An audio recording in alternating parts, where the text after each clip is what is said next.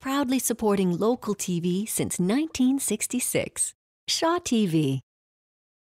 Good afternoon and welcome to Centennial Stadium here on the campus of the University of Victoria. We have CIS Canada West women's soccer action for you this afternoon. The Trinity Western Spartans in town to hook up with our UVic Vikes. So welcome. My name is Peter Songhurst. It is my pleasure to bring you the play-by-play on today's broadcast. And I am joined on the broadcast by my good friend, former national team player, national team coach, Mr. Ian Bridge. So, Bridgie, just to set the scene here, the papers today referred to today's game as a showdown, and obviously first and second place in the Canada West final standings at stake here this afternoon. Yeah, these are the number 1 and 2 teams. They have been throughout the season. A lot of talent on both the teams. You've got the number 1 offense in the Vikes. They've scored the most goals out of all of the Canada West teams against the number 1 defense in the Trinity Western Spartans. They've had the fewest goals against. So a great matchup. A lot on the line. Playoffs, playoff seedings, playoff home advantages on the line. For the first time in Canada West history, there's an 8-team competition. There's a quarterfinal round next weekend at the top team's home ground. So the Vikes and the Trinity Western team will be looking to win out the season to get that home advantage. And then also in the semi-final rounds, the top 4 teams now play at the number 1 team. So again, the winner of today's game basically will play home throughout the playoffs. And there you have it. And Bridgie, just to go one step further, for today's game, a game of this importance, we're very lucky with the field conditions that we have today. We've had no rain in the last 24-hour period. It's a little overcast right now and some threatening skies, but right now no rain to speak of, and certainly a pitch that is in absolutely superb condition. So the stage is set. We have the nationally ranked number 3 Trinity Western Spartans coming in to hook up with your nationally ranked number 5 UVic Victoria Vikes. So stay with us. The opening kickoff is next.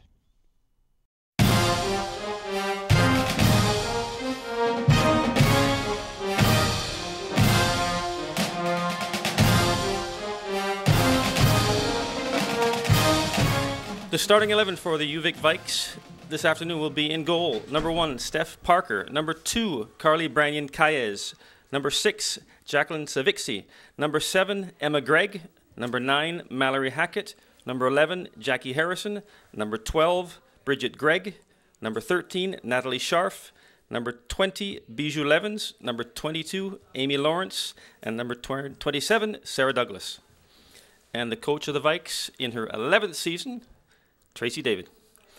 For the Trinity Western University Spartans, in goal will be number 1, Kristen Funk. Number 2, Nikki Byrne. Number 4, Jillian Dietrich. Number 7, Alicia Tishan. Number 8, Colleen Weber. Number 9, Natalie Boyd. Number 10, Jenna Denunzio. Number 12, Tessa Meyer. Number 13, Vanessa Kovacs. Number 14, Krista Gomringer. And number 21, Jennifer Castillo. And the Spartans are coached by Graham Roxburgh. Graham's in his 13th season. So welcome back to Centennial Stadium here at the University of Victoria. We are just moments away from the opening kickoff. The teams have gone through the player introductions, Bridgie, and we're going to have a little bit of a presentation here, as is tradition with the Vikes. They like to recognize their fifth-year players, their graduating players, if you will, and sort of recognizing them at the last home game here at Centennial Stadium, and that is exactly what they are doing right now. Stephanie Parker in goal, completing her 5th year of eligibility. Janelle Smith completing her 5th year as well. And Natalie Scharf. And, of course, they've previously already presented flowers to Janelle Smith and Tessa Margette. So the graduating seniors being honored here in front of the hometown crowd on the final home game of the Canada West season this year. Players now going through the FIFA Fair Play handshake, and as we're saying, we're just moments away. Bridget, did you want to do a little bit of a walkthrough and give us a little insight into the starting lineups and probably a little bit more about the players and the formation they might employ today? We've gone through the starting 11 on both teams, but in terms of the formation, I think both teams will probably start out with pretty much basic 4-4-2s. I know that's how Graham Roxburgh will have his Trinity Western Spartans lined up. For me, they've got a very strong midfield. Vanessa Kovacs, Natalie Boyd, Tessa Meyer, and Jen Denunzio across that midfield four are a very talented bunch of players. I've known a lot of these players from their kind of provincial team days, and also the back four that he has as well is a very senior lineup. It's Nikki Byrne, Jen Castillo, Colleen Weber, and Gillian Dietrich. I think fourth or fifth year players, all of them. So a very experienced and a back four that has allowed the fewest goals against in all of Canada West. So they'll have their hands full against the best attack in Canada West, which is the Vikes. And up front today is Emma Gregg and Sarah Douglas, who started the game yesterday. And you remember the terrific goal that Emma Gregg scored. Their midfield will match up, I think, well against Trinity Western. And I think there's going to be a little bit of a switch. Mallory Hackett's going to move into the midfield today to look after, in particular, I think the player Tessa Meyer, a tall, athletic midfielder for the Spartans. Up front, number 14, Krista Gomringer for the Trinity West team is the top point scorer, goals and assists in Canada West. She's the danger player, a very smart player, athletic, and a good soccer brain, and just a first-year player as well. So exciting for me to watch this player, number 14, Krista Gomringer. Both these coaches have a lot of respect for the other programs, so we've got a terrific game. This is a sort of a cup final feel to it, and it is in a sense because you win this and you will have potentially home field advantage right through the Canada West playoffs, right through until the CIS Nationals, which will be, of course, here at University of Victoria. So, Bridgie, I think we're in for a dandy here. We're going to have two very, very evenly matched teams. The Vikes did play Trinity Western in a preseason game, and that was a long time ago. The Vikes prevailed in that one, but as I say, that was a long time ago. That was then. This is now, and this is a much different Trinity team, and a Trinity team that has really gone through the Canada West season with 10 wins under their belt. So this is not going to be an easy task for the Vikes to hold Trinity at bay, and similarly, it's not going to be an easy task for the reverse of that, because the Vikes have scored a lot of goals this season. So we are underway. The Vikes are going to defend the pitch to your left. They will be in the blue kit, and Trinity Western will defend the pitch to your right, and they will be in the yellow jerseys. Trinity Western in control right now, and as Richie said, a very, very experienced back row, and one that the Vikes will have to really fight through to get goal-scoring opportunities. Ball's going to get headed back, and Kristen Funk now, 50-year player, has a .33 goals against average through the Canada West. That's pretty good, Bridgie. So I'm going to say that's a goal against every 3 games, approximately, if my math is correct. So she certainly has done well, and a former CIS first All-Star, by the way, last season. So Kristen Funk has the credentials, has the pedigree, and again will be another formidable part of that Trinity Western defense. Yeah, we often talk about a back four, but a back four is really a back four plus one. The goalkeeper, that's an integral part of the defense.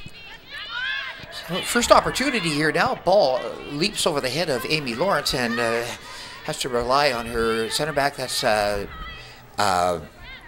Bijou Levens, rather. Sorry, that had to clean up that a little bit. Scary moment. The ball took a rather high bounce and went right over Amy Lawrence's head, and presented a relatively good scoring opportunity for Jenna D'Annunzio. And then it was, as we say, Bijou Levens to the rescue for the Vikes in that back row. Handball called, and the referee is just going to say play on, because obviously it was a Trinity handball. Vikes now with their first opportunity to push the ball forward. This is Natalie Scharf now. Nice through ball for Savixi, and Savixi just is not the first one to it. It's cleared off the line, off the sideline, and out. Yeah, that was good defensive cover from Vanessa Kovac coming back in from her left midfield position to cover the left back. So Amy Lawrence now will get the play restarted with a throw-in, and we're just underway. So thank you for joining us. Just a couple of minutes in. This is the Trinity Western Spartans, ranked number 3 in the national poll against the University of Victoria Vikes, and they are ranked number 5. So 2 very high-ranked teams, and they're going to go at it head-to-head with first and second place at stake in the Canada West Final League standings. Another ball pushed ahead. This time it is Emma Gregg. Decides to hold up, then does get a decent cross into the box. Sarah Douglas in there to try and put a head on it, but it cleared away by the back line of Trinity Western, and they'll have to try now to build out of the back. Amy Lawrence now intercepting that pass. Get some pressure from D'Annunzio and just manages to find it a little bit up the line there for Natalie Scharf. And another handball, and again the referee has said play on. There was absolutely no intent there, Bridgie, to play the ball. It was kicked up into her arm. It was almost a basketball play, Pete. I think she dribbled that, didn't she? I think it's a no handball call day for referee Mark McNally does. So again, Trinity Western, little foray into Vikes territory. This is a Gome Ringer, number 14, and she's the first-year player that we're going to spend a little bit of time concentrating on and see how she manages to react to this situation here. I think the Vikes will have to concentrate on her more than us.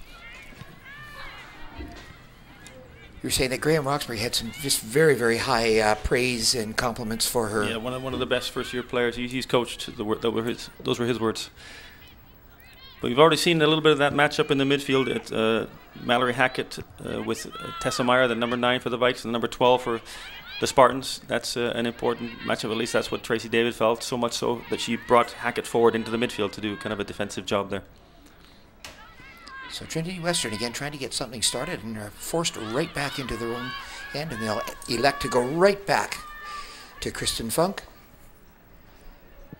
And she'll launch that forward. D'Annunzio got ahead on that, flicked that on, but it'll be Bijou Levens to clean that up. And now Amy Lawrence out on the right. D'Annunzio trying to close that down very quickly, Bridgie. Yeah, both teams playing fairly high pressure. Again, it's early in the game. Player lots of energy, often nervous energy. They want to get that all out of their systems, and one of the ways of doing that is just to chase and run, especially early in the game, force other teams to make the mistake. Again, a lot of possession changes around the midfield. And now Trinity managed to get it out wide on that right side. Nice through ball there. This is Alicia Tishan. And just cannot get on the end of that. Clear to the touch. And it'll be a Trinity Western throw-in. So, Bridgie, the weather is holding. The gray overcast skies have kind of cleared a little bit. We had a little bit of sunshine, and like we say, the conditions couldn't be better for this cool competition. Out there. I mean, the field is in great condition. It's a little bit soft. If I was playing, I'd be wearing sort of a medium stud. It's just this is a great day to play. Again, Trinity forced to go all the way back to their keeper. And Funk launches that one well over the center line.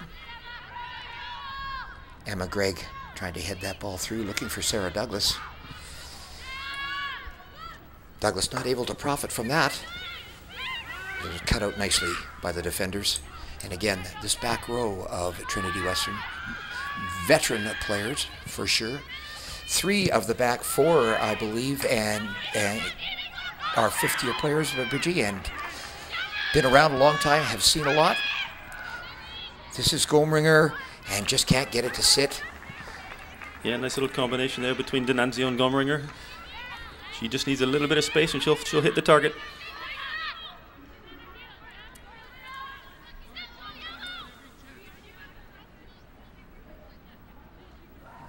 Just looking at my little statistics, she's out of Calgary. Yes. D'Annunzio now dispossessed by Lawrence. And now Bijou Levens will have to clean that up. And Sarah Douglas not able to keep the ball in play. So again, as you said, Bridgie, both these teams just kind of feeling each other out at this particular point. Yeah, but for me, this is a better contest than the game last night. A little bit, the passing is more precise. There's more purpose in both the teams. Their shape, for me, is better. And again, another adventurous ball down that right side. Trinity again pushing, and the ball just pushed through the defense, and just a little bit too much pace on that, and it's going to go off the end line. So Stephanie Parker now will have her first goal kick of this contest. 7:39 gone in this opening half of play. Emma Gregg, the first 2 on that. Tried to get a little bit of a flick on there for Sarah Douglas, and that's going to go out of play. They're going to rule, though, that it's going to be Vikes possession. And again, Bridget, we don't want to get into the type of ploy yesterday. We had so many throw-ins. Yeah, and it just disrupted flow. The game yesterday, it was a scrappy game. You know, not a lot of great passing, but and already we see sort of, I think the quality of the Trinity Western team is showing, and the passing is better, and both teams have settled down a little earlier. So yesterday's game, not to dwell on it too much, Bridgie, but when we did get some scoring opportunities, we got 3 dandies. Yeah, the finishing was terrific, especially from the Vikes up front. Emma Gregg scored a terrific header. I would like to see some crosses like that from Natalie Scharf. But again, they're playing against, I think, a back four that has, as you mentioned, loads of experience, and they'll have to find the right time to attack and get in behind. So Kristen Funk now with a long throw out the right-hand side. Picked out and pushed immediately forward, looking for Emma Gregg. And again, just not precise passing. Better service needed for those Vikes forwards. This is Carly Branyan-Kaez now, who's taken over that left back spot now that they've moved Mallory Hackett into the midfield. And Trinity again trying to employ a little ball control here. Keep the ball on the ground. Nikki Byrne back into the middle, and an errant pass from her as well, and that's very uncharacteristic of her. Ball's gone through. Sarah Douglas giving chase, but to no avail. Yeah, the Spartans seem to be finding a bit more space in the midfield. The Vikes not doing a good enough job yet of closing down the space. Players like Boyd and Meyer having time and space to run the show a bit in the midfield. Amy Lawrence launching that down this right side, looking for Sarah Douglas. And that's going to get tidied up very nicely. That's Nikki Byrne, and a little soft pass back to Kristen Funk, and they'll work it out the far side of the pitch. And another long ball. This time no yellow shirt's going to be anywhere close to that. And that's just going to roll harmlessly out of play, and it'll be a Vikes throw-in.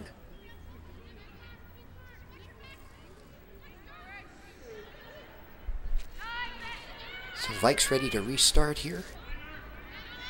Savixi double teamed right away and dispossessed. And the long cross in, and this time Amy Lawrence is the first 2 for the Vikes. And a clearance, just didn't get it far enough out of harm's way, and now Vikes will settle it down. This is Natalie Scharf,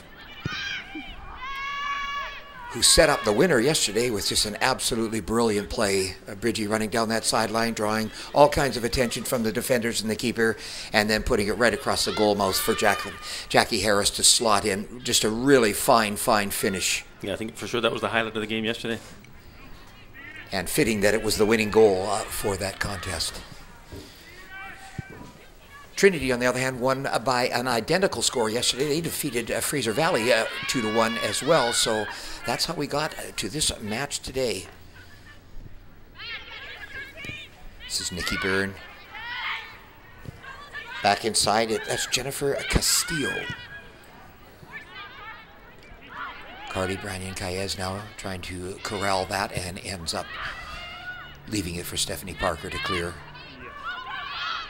Sarah Douglas now just the lone forward at that particular time, and just didn't have any help with her.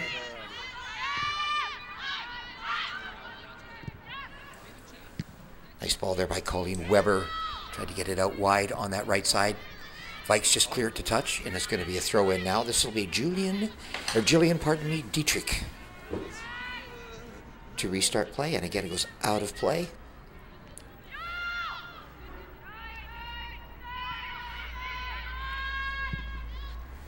I would rather suspect, Bridgie, given the fact that Trinity, one of the best defensive teams, you and I were talking about possibly a very low-scoring affair today. I think it is. I mean, just from the first 12, 13 minutes of the game, obviously there's been no goal chances so far, but yeah, just the high stakes as well. We probably not even mentioned it, though, but the Vikes need to win this game to finish on top of the Canada West standings. Hang on a sec.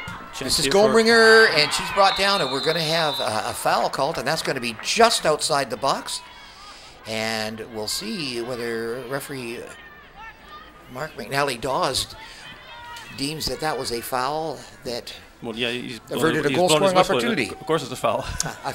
but one that averts a goal-scoring opportunity, and if so, that would be a yellow card. No, it would be a red card if it was a clear goal-scoring chance. Usually you go on proximity on that one. He would have probably been okay to get away with the yellow. Had that been inside the box, of course, he would have had all kinds of options, and of course it would have been a PK. So we'll see what they can do with this. 3 Trinity Western players lined up in contention here. Left we'll see foot, which right one foot, strikes and an it. option. And just shot over the bar. Yeah, over the bar from Natalie Boyd. But on that last attack, the right back Amy Lawrence was too deep and played Gumringer onside. She would have been offside if she was even with the centre back, which she should be. But we mentioned a little bit before, Amy Lawrence is still a little bit inexperienced in that full back position. She got her positioning all wrong there. Nonetheless, Bridgie, the Vikes dodge a bullet on that one for sure. Best opportunity thus far of this contest. And the ball just shot over top of the bar. Trinity Western throw in now. So Nikki Byrne ready. This is Gomringer. Nice job of putting that right back into the mix, getting it out in the middle of the pitch and getting it out of harm's way. Vanessa Kovacs puts that out even further to the right side, and this time the one-on-one contest won by Carly Branyan-Kaez, and she did a good job there. Yeah, 2 important tackles. She stepped up from her full back position. She had to win the ball or she'd be way out of position, but she did the job. Trinity again still trying to build out of the back. Very deliberate. Yeah, nice slick passing through the midfield. And really in no rush to really move the ball forward. But more play a little bit more of a possession game, I think, at this stage. This is, again, Nikki Byrne. And the long ball, and actually had Gomringer turned the wrong way, and looked like she was going to make a run in a different direction there. And the Trinity forwards try to recover from that. This is Nikki Byrne again. Castillo. And now Weber, and a nice through ball. And again, Gomringer, the intended target. And again, just the touch a little bit too much. Yeah, but you can see the intent of Trinity Western. Gomringer definitely knows where the dangerous space is, and she has the pace to attack it. If the pass is well weighted, the Vikes need to be very careful.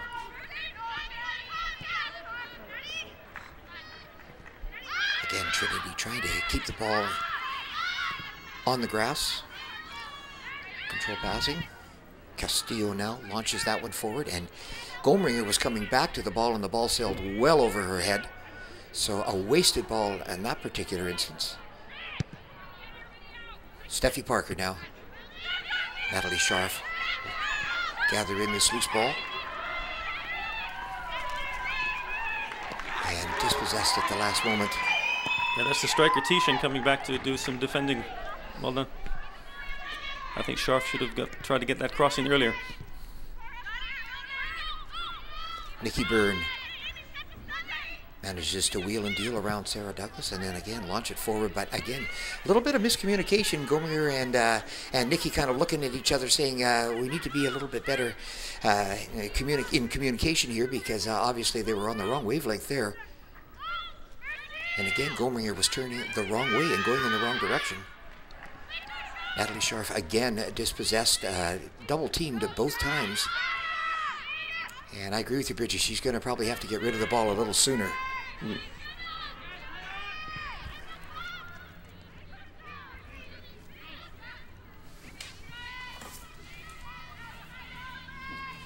So again, Trinity trying to force the issue. Nice tackle there. It's Emma Gregg, and now the long ball, and Sarah Douglas is away down that left side. Yeah, a lot of space in behind there. Vikes all trying to get into the box as quickly as they can, and just could not catch up with the play fast enough. Bijou Levens now is going to try and put the ball right back out here. This is Natalie Scharf, and just too heavy a first touch there. Mallory Hackett now gets it right back to Scharf, and Scharf again cannot control that. And again, it's Trinity away. Nikki Byrne, and that ball's going to go out of play. So stay tuned. We will return after a quick break. We're there to bring it home. Shaw TV, your local voice. And we are back. Trinity Western now, another foray into Vikes territory, another long ball, and again, The touch just not there yet, and launched well out of play. Nice effort, though, by Alicia Tishin. And again, just the touch not there on that particular pass. Yeah, and so far in these opening 20 minutes, it's been quite an open game. There's been lots of chances for both teams to attack. I like to see that. And a good tempo to the game. This is Sarah Douglas now. 5 Vikes now on the attack here. This is Jacqueline Savixi. She decides to bring it back to the middle. Jackie Harrison, the first one too, and just tried to have a little flick on to put it through. Yeah, it was very clogged. She comes in the middle, and there's all of a sudden 10 bodies in there. They need to attack on the flanks more and get crosses in behind. There was definitely a crowd there, and the intended target was Sarah Douglas, but the chances of that going through, Bridgie, I agree, very slim. Yeah, there was a mob there. So another throw in to restart. No scoreline to report at this particular point in the game, although Trinity did have by far the best opportunity. A foul just outside the Vikes' 18-yard line, and they managed a shot, but it went well over the bar. And again, another ball that's just not going to find Emma Gregg. Accuracy there, just... Full clearance by the keeper.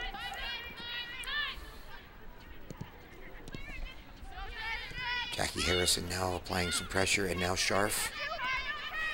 Clever little move there by Alicia Tishin. And she eludes Savixi, and now a nice run here. And going to have a player...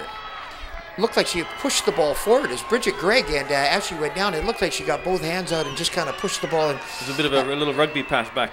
Yep. Correct, and the referee has picked that up, and I think Trinity, and rightfully so, are going to have a little bit of a conversation with the referee, maybe claiming intent there. On the replay, you can see there, she actually hits it with her foot. It looked, at first look, like it was a handball, but the replay shows there that Mark McNally does. He's got that one wrong. So he'll get more wrong over the course of the day. We're going to have to send you to referee school, I think. Oh, I'd pass it with flying colors, I think. The same trio over the ball again, left foot, right foot. This time, yeah, Go-Bringer gives her shot at it, and the same result. Next time they'll let the third player have a go. I think so. 2 opportunities there, Bridgie, from really good positions on the field to maybe get something on target, and both of them missed the mark. Yeah, I mean, they've done the right thing, I think, to take a shot when you're in the shooting distance. Have a go for it, but they've got to get the shot down low, more on the target. If you get on target, anything can happen. You get rebounds, you get deflections. At least keep the ball in play, please. So Vikes now trying to generate a little bit of offense on their own, and it's Gominger who's going to respond for Trinity Western, and then just an errant pass. Vikes again get the ball back, and again lots of changes of possession around the midfield area. Both teams are trying to establish a midfield game here. Yeah, and I think so far the Spartans have had a little bit better of the possession in the midfield, a little bit more purpose in their passing. Natalie Bode especially has been dangerous with some of her forward and penetrating passes. The Vikes, for me, need to use the flanks a little bit more, get Natalie Scharf involved on the flanks.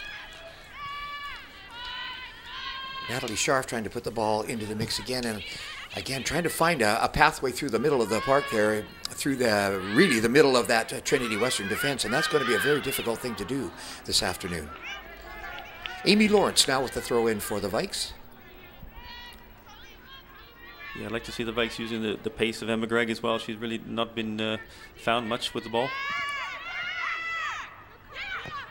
And we're going to have a flag up, as it looked like that did go out of play. And we're going to have a Trinity throw in. This will be Nikki Byrne again now with the throw in honors for Trinity Western. And we're just at the midpoint of this opening half of play. No scoreline to report yet.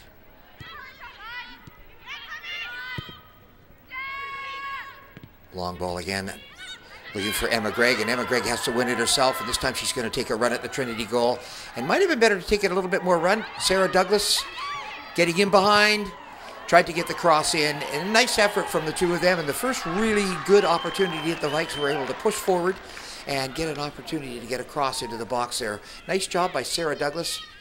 Yeah, he was the play again. I agree with your comments. I think we should have seen it a little bit earlier where Emma Gregg could have come herself, but this is Sarah Douglas trying to get the cross in, and well blocked by the two Spartan defenders. Good defending, but the Vikes had their first corner kick of the game. So this will be Natalie Scharf now. Did an excellent job corner kick service yesterday. And again, gets a very dangerous ball in, and the Vikes managed to get ahead on that. I believe it was Emma Gregg. Yeah, excellent header. The goalkeeper came out but didn't make it her own, and Emma Gregg had almost a free header but couldn't get it down underneath the crossbar. But a big chance, and their first goal-scoring chance of the game for the Vikes. So they elect to come out here on the left side, and this will be Nikki Byrne. And again, Trinity Western trying to establish a game on the ground.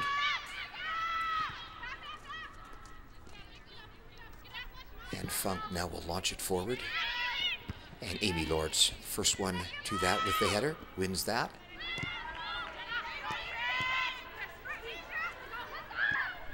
Vikes having to chase now. D'Annunzio. Yeah, that was a good pass behind, but Amy Lawrence is too quick. She was able to recover, get the ball back to Parker. And that time Amy Lawrence just shanked that a little bit. Not exactly what she wanted to do with that ball. No, that's like my 3 would.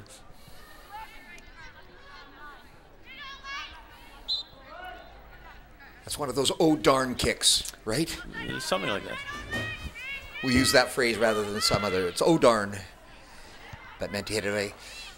Mallory Hackett now, again, using her size there, winning that ball in the air, and another opportunity for Trinity Western. This time, Stephanie Parker right there. The turn and shots. Good save from Parker, but a big chance there on a poor clearance that allowed Alicia Tishan to have a shot at goal.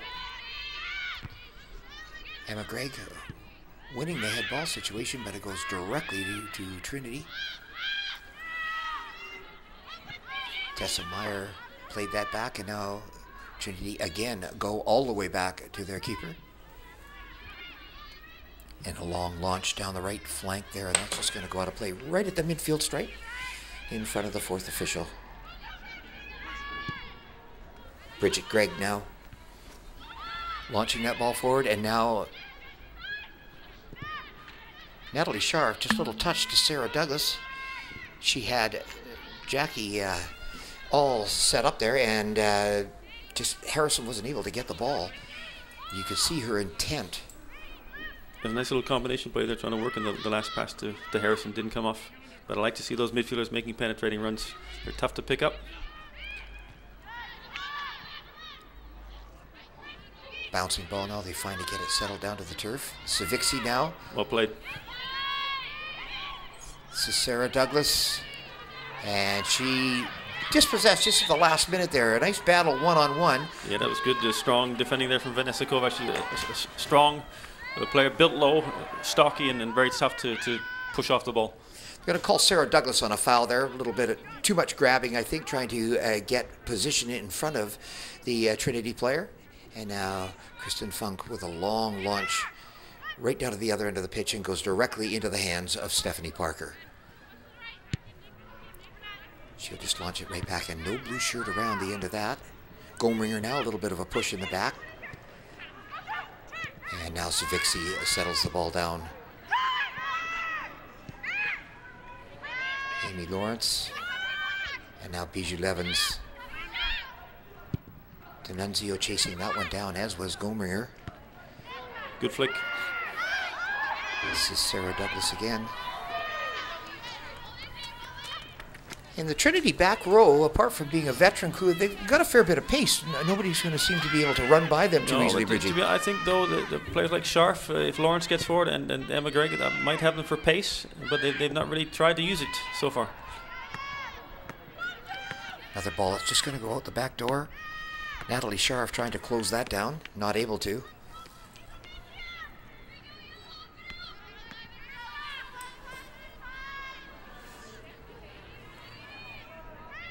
Vikes again trying to manufacture something down that left side. Scharf does manage to get a nice service into the box, and again, none of the Vikes can get on the end of that. And now a shot, and that's going to go wide to the right. Yeah, that was Savixi that picked up the poor clearance again and beat the player, and then got a shot on goal. Another small chance for the Vikes, but they're starting to build a bit of pressure. Win these knockdowns, keep the pressure on the Spartans. So Funk now with another goal kick. Savixi the first one up. Emma Gregg now bring that down to the grass, and Natalie Scharf trying to push the ball forward. And again, the accuracy just not there, Bridgie. Not yet.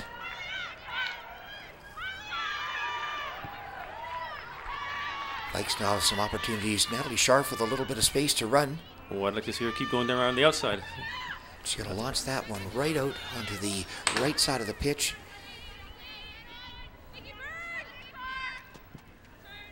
And Trinity will clean up that very nicely. Nikki Byrne got the ball ahead. This is Kovacs now. And again, Trinity trying to very much play a very, very disciplined game out of the back.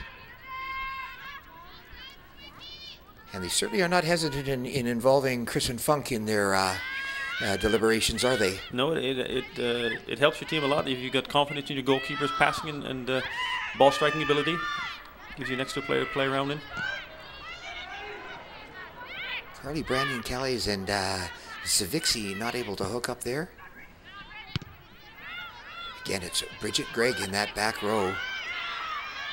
Had a terrific game defensively yesterday for the Vikes. This is Nikki Byrne. And again, the little give and go. Accuracy again, just not there.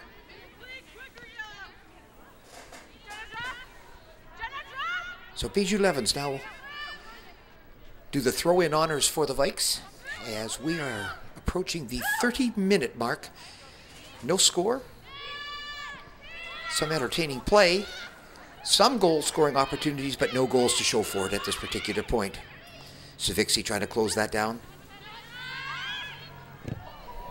And D'Annunzio not able to get on the end of that. Yeah, good job from Amy Lawrence stepping up there from her fullback position again and stopping the attack. Levens again with the throw-in. Douglas with the header. And Bridget Gregg almost got the ball handed right back to her. Colleen Weber now. Alex just to go right back again to Funk. And she'll come out the left side with it.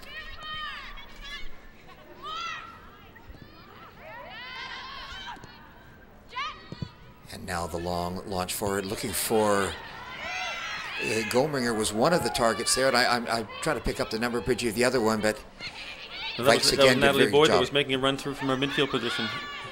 And again, if that ball was just about 20 centimeters higher, she would have been in behind the Vikes. They've got to watch out. They're quite high. They're quite square at the back, and if there's not pressure on the ball in the middle, they'll be playing those balls over the top, and it'll be trouble. A little foray, Bridgie, though, that had some promise, and just a better struck ball, and it would have been a pretty good goal-scoring opportunity. Amy Lawrence heading that back out of harm's way, and Stephanie Parker will gather that in.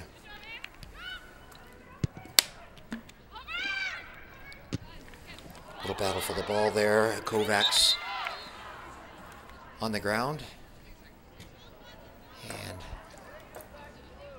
And Kovacs fell heavily there, and that's what referee Mark McDowell as well. Just paused the game for a bit, which is a little unfortunate because I don't think it's a serious injury, and I think the Vikes had a bit of a break there, but that's the way it goes sometimes.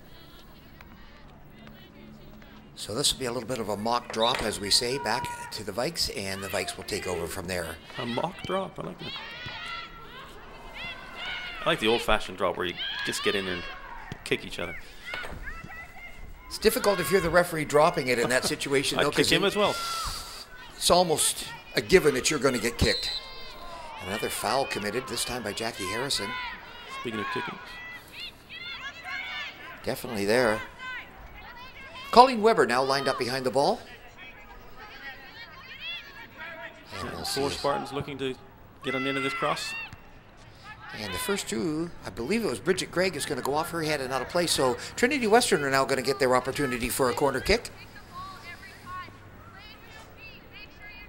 And the Vikes now will have to defend as Trinity push a number of players forward.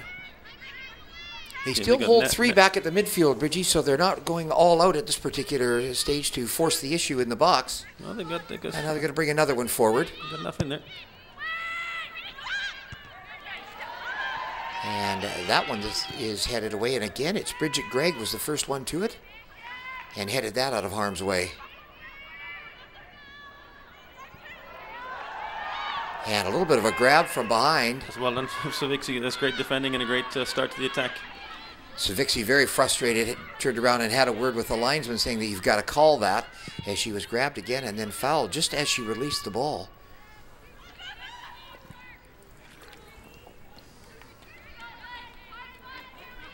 However, play continued. Vikes had an opportunity, and then... Yeah, I think we're going to have our first substitution of the game, Pete. We've got Janelle Smith hopping up and down on the sideline, ready to come in. And am I right? Is it Carly Branyan-Cailles that's gone off? Yeah, it is, and that's a bit of a surprise for me, because I thought Carlita was playing well, but this is maybe a switch to get more offensive punch. Cailles more of a defender, and Smith more of an attacking player. Jackie Harrison just could not get the ball to sit for her. Had the little knockdown, got it right at her feet, and just rolled a little bit ahead of her and allowed the defender to get a foot in there. Nikki Burns going to get the ball right back here on the left side. And a little bit of a careless giveaway there. We're going to have a foul called. And this will be very interesting with the spotting of the ball. I believe it will be just outside the box. Sarah Douglas knocked to the ground on that. So the first set piece that's in a fairly decent... Here's the foul, just player stepping in. I mean, if the ball's close enough to be played, I think you can shield it like that, but the ball's about 5-6 meters away, so the referee's called for sure an illegal charge there, and he's called a direct free kick, which should be taken by Mallory Hackett. But yeah, just going to say it's the first set piece that the Vikes have had where they have an option of actually putting a ball on goal or putting it into the mix. I'd do both. Nice delivery inside. That's going to be cleared. And they're going to rule that it's going to be a goal kick. A number of the Vikes disagree. No, Mark Medallion says overruled. The assistant didn't know, the referee didn't know, the players knew. They stood around waiting for the corner kick. So Mark Medallion says, yep, let's give you a corner kick. So this will be Natalie Scharf. As we say, her service from the corner kick. Absolutely superb yesterday, and her first attempt was a wonderful ball into the box. Vikes almost managed to score off that. This one cleared nicely by Trinity. Good strike, and good save. Another nice strike. That one from Amy Lawrence. Funk had to parry that off the bar and out. An excellent scoring opportunity. Nice strike by Amy Lawrence. Yeah, best chance of the game so far. That was labeled for the top corner. And that's why Kristen Funk is a CIS All-Canadian. Just going to make that very same point, too. What an excellent save. Yeah, she gets her Funk. top hand across and touches that ball around the post. That's a match-winning save. And they are going to call the foul that occurred down there. The Vikes trying to chase the loose ball down there, and obviously a push from behind. Funk now will take the ball out as far as she can and then launch it forward. Trying to find Tishan out here wide left, and it's just hit too long again. So a very good scoring opportunity for the Vikes, and thwarted by an outstanding save from Kristen Funk, and the score remains 0-0 at this particular juncture. This is Bijou Levens. So Kovacs got in very quickly on that to push it forward, and now the ball's going to go all the way back to the hands of Stephanie Parker. Janelle Smith now. Jackie Harrison. Bridget Gregg. And some nice build-up from the Vikes now. Amy Lawrence and Savixi.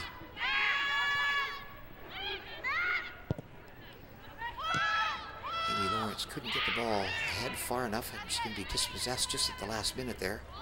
Yeah, but a good passing sequence there from the Vikes. Better than anything they could pull off yesterday. Natalie Scharf working hard there to close that down, and again, Trinity Western go all the way back to their keeper.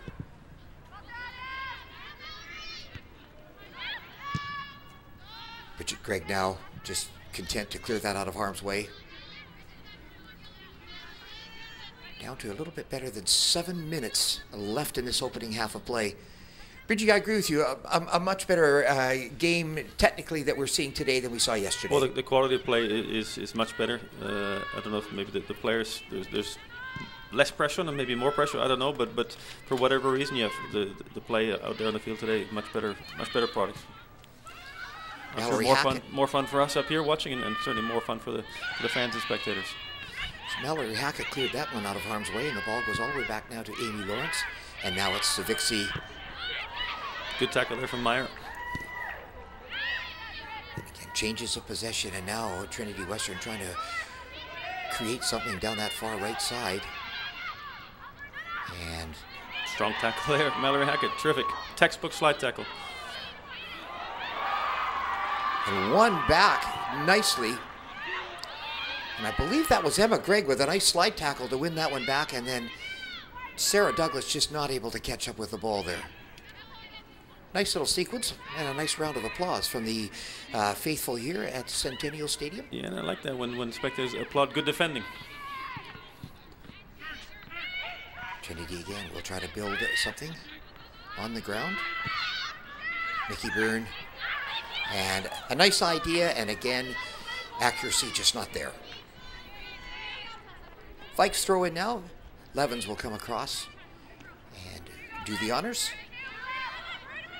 She has Natalie Scharf. Savixi now has come over, and Emma Gregg as well, but it's won by Trinity. Gomringer now trying to feather a nice little ball through there. Tishan was not able to get on the end of that, and now another pass that's errant. Sarah Douglas now. Savixi. Can we switch it? And a nice attempt to switch it and find Scharf here out on the right side, but Natalie Scharf nowhere near that ball. No, but I think that's the way that the Vikes are going to get in behind it. They can build up on one side, and then a quick switch, especially over to this flank where Scharf can operate and get behind the fullback with her pace. She's not done it yet, but I predict that's how they'll get it behind. So Tishan now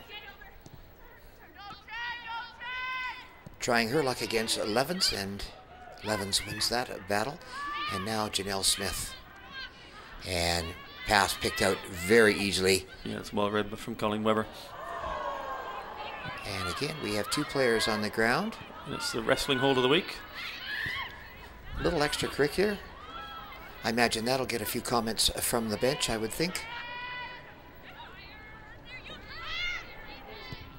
And now again, long ball up the right side, and the linesman's flag is going to go up. Yeah, that was close offside. though, because again, Amy Lawrence was a little bit deeper on this side than the center backs. She needs again to stay even with the center backs. She can't do anything. If she's too deep, she'll destroy the offside line. That was offside, but that was close. So just 4 minutes remaining in this opening half of play. There'll be some added time. We're not sure how much. We'll wait for that announcement from the PA announcer. But right now, just closing out this opening half of play. Again, no score to report at this time. Some opportunities and a dandy from Amy Lawrence that Kristen Funk directed off the crossbar and away. Otherwise, the Vikes could have been easily up by a goal. Gominger again, the intended target over her head. Levens combines with Savixi, and then right back to Levens. And now Amy Lawrence. Natalie Scharf managed to get a nice little turn in there, and looking for Sarah Douglas down the right side.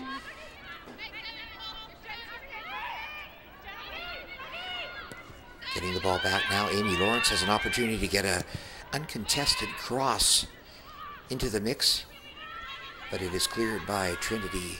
Yeah, Janelle Smith is not going to win many head balls in there. She's about 5'2". Vikes doing a little bit better job of trying to close down the build-up in the back row for Trinity, and being able to apply just a little bit more pressure. Now Trinity our way. Yeah, they're in behind the midfield now. This is dangerous. This is Gominger. Nice turn. And she puts it out wide, and that Janelle Smith will be the first one too. Yeah, the angle of that pass was wrong. It was a good run from Denanzio. The pass needed to be straighter to get in behind and penetrate, but the Vikes recovered well. So far, Gominger has not had an opportunity to really unleash a decent shot. She had one attempt earlier in the game, and she shot that high over the bar. And now Trinity have another opportunity. Gominger's shot blocked again, and Jackie Harrison will clear that out of harm's way. Trinity again trying to capitalize and score one late here in the first half. And that's always a danger, Bridgie, of giving up that late goal in the half. You go into the halftime interval there, and your coach's comments are going to change drastically on a 1-0 scoreline. Your whole game plan can change if you give up a late goal in the half. Another opportunity, another shot from distance, and that's going to go high and wide. Yep. Natalie Boyd having a go of her own there. Yeah, worth a try from there. The Vikes need to, again, close down quicker. These players in the midfield are too open. Too much time and space. Stephanie Parker now. Again, will launch from her 6-yard box. Tishan trying to put that back in the mix, and now Savixi settles that down and puts it out wide here. This is Amy Lawrence. She has Natalie Scharf as a target, and as Sarah Douglas. Unfortunately, she doesn't find either. Ball landing out of play right in between the two.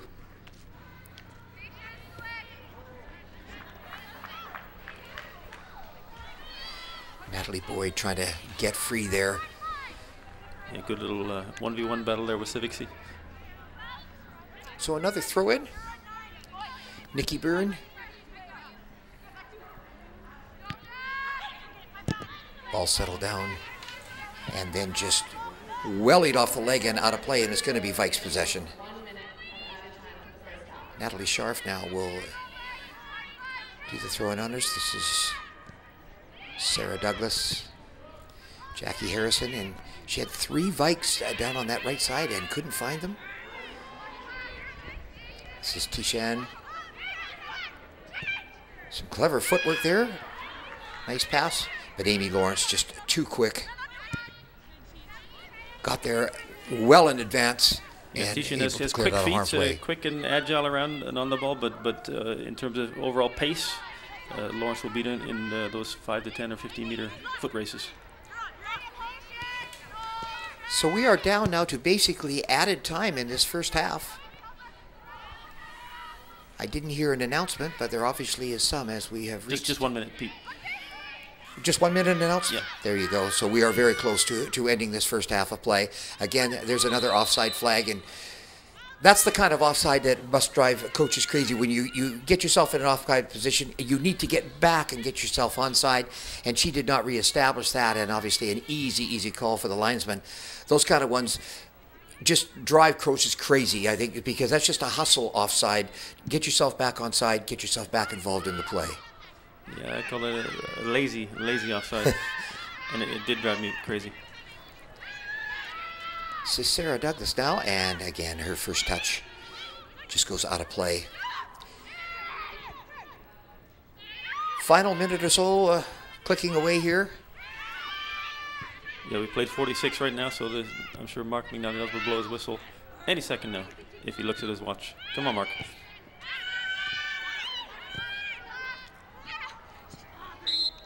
And there you have it. The first half is in the books. No score.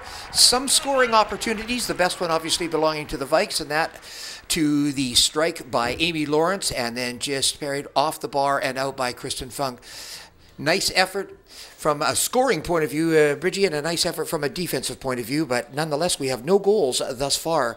Just a reminder that if this score remains a tie at the end of regulation time, Trinity Western will be the Canada West League champions and will occupy that #1 spot. Vikes, of course, their fate lies in the hands that must win. Yeah, they're 2 points behind the Spartans, so they need the full 3 points to move ahead. Yeah, a tie, they share the spoils today, but the Spartans will get that first place and will have home field advantage potentially right through the playoff run to nationals. But for me, a half as expected. 2 good teams putting on a good show. Again, not a whole lot of chances, but yeah, a couple of good ones for the Vikes. 1 decent chance for the Spartans. I think things will open up even more in the second half. Looking forward to it.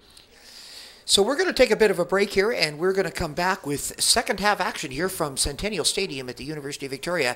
It is Trinity Western Spartans against the University of Victoria Vikes. So stay with us. Second half action coming up shortly.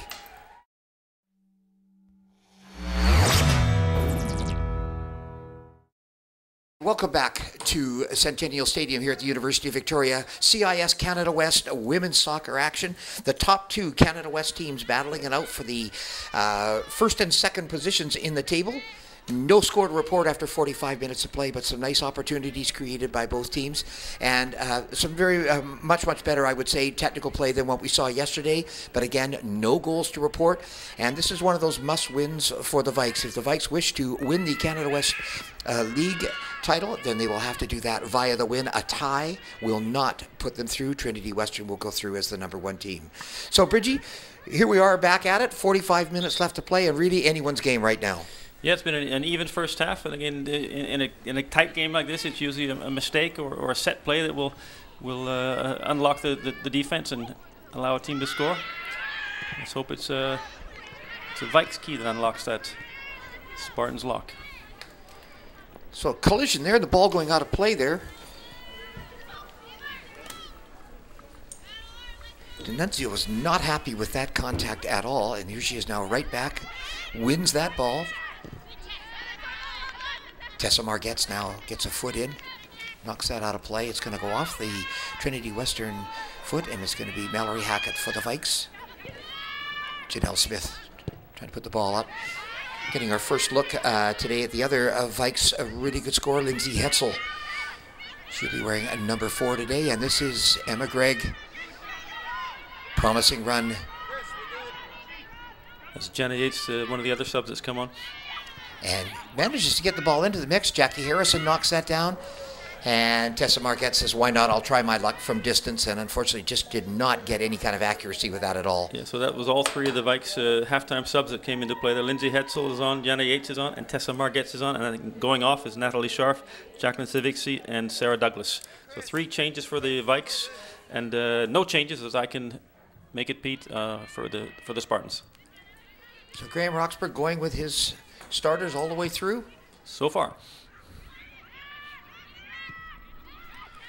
Vikes again trying to put something together, and again thwarted by Trinity. Yeah, we got a player down around the halfway line.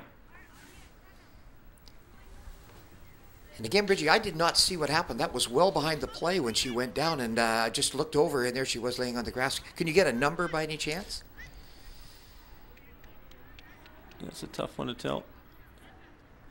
I think it's. I think it could be Tishan, Alicia. So definitely a break in the action here. Bridgie, you know, we've talked a little bit. We might have a little bit of time here, but the expanded playoff format now for Canada West in the women's division now, it'll expand to 8 teams. So there will be 4 quarterfinals next weekend, and they will be played at the stadium of the higher seed in the matchups, correct? Yes. And then the 4 winners from those will go to the stadium of the highest remaining team, the highest seeded remaining team after the quarterfinals. So it sounds awkward. However, whoever wins Canada West, for instance, will have a home field advantage as long as they continue to win. So if they win next weekend, the winner of Canada West will be the host of the final 4 playdowns. So lots to be played for. Obviously, the Vikes would like to play this in town here at Centennial Stadium. And similarly, Trinity would love to have it over in their own backyard. So again, really all that's at stake. These 2 teams are in the playoffs for sure. They will come either 1 or 2 depending on the outcome of today's match. The 3rd spot we know has been locked up by UBC, and then we're waiting for out-of-town scores to see if we can figure out the final 5 placements in the playoffs. So I don't think we'll know that till a little bit later on today, Bridgie, but nonetheless the playoff picture is pretty much getting clearer as the day moves on. Yeah, and the only thing at stake here is really, as we talked about, it's the first place and the second place. Which of these teams will be that? And obviously the first place, on paper, will have an easier go of it playing against the 8th place team. That's unfortunate. We're looking at, that's Alicia Tishan that's being taken off, and I think the physios there were looking at her left knee, so that's never a good sign, but we'll hopefully keep you posted on that. So we're just about set to restart play. Referee Mark McNally-Dawes with a drop ball situation here. And we have a sub, Bridgie, I believe. We do indeed. And if my eyes worked better, that would be, that's number 11. That's Jessica King coming on for Alicia Tishan, and she'll probably play up front alongside Gomringer. And a fair play start. The Vikes just give the ball quickly right back directly to Trinity Western. Whenever you say fair play, does FIFA send you like a check or something for that? It's a fair play restart.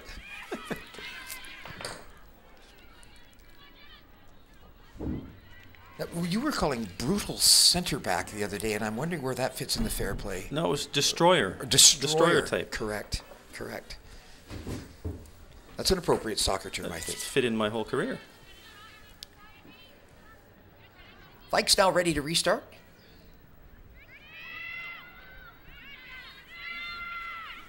Bridget Gregg trying to get a little bit of a turn in there. Too many Trinity Western players. Yeah, that's Vanessa Kovacs again. She's done a great defending job from that midfield position. She sweeps up a lot of dangerous Vike attacks. Jackie Harrison, again, the passing just not quite sharp enough yet. Janelle Smith trying to close this down. Tessa Margetts as well. And they get the desired result as Trinity kick the ball off the sidelines, and now Mallory Hackett steps up. Tessa Margetts trying to launch that forward for Janelle Smith. And again, Mallory Hackett with the throw-in. And Lindsay Hetzel trying to corral that ball. That again bounced very high up and just could not get a handle on it. And again, Trinity Western elect just to kick it out of harm's way. Hackett again. Hetzel. And another throw-in, but the Vikes are managing to inch their way further and further into Trinity Western territory here. Janelle Smith now. And again, another throw-in, the fourth in succession here, and all of them belonging to the Vikes. This is Emma Gregg. Janelle Smith got a cross in very quickly that time. Vikes trying to get on top of that. All kinds of bodies going after that. And desperate defending though, but they got the ball cleared. Jackie Harrison trying to chase that down, and Kristen Funk out to smother that. No rebound. And she'll just walk that out to the edge of the 18 and then launch from there. Levin's the first 1-2 for the Vikes. Good connection there. Lindsay Hetzel now out wide. This is Janelle Smith. And she is knocked flat, and that brings a chorus from the stands here. And another nice job, Mallory Hackett pushing herself forward like she does, and just tried to feather that ball right in between the defenders there. And again, the touch just not there.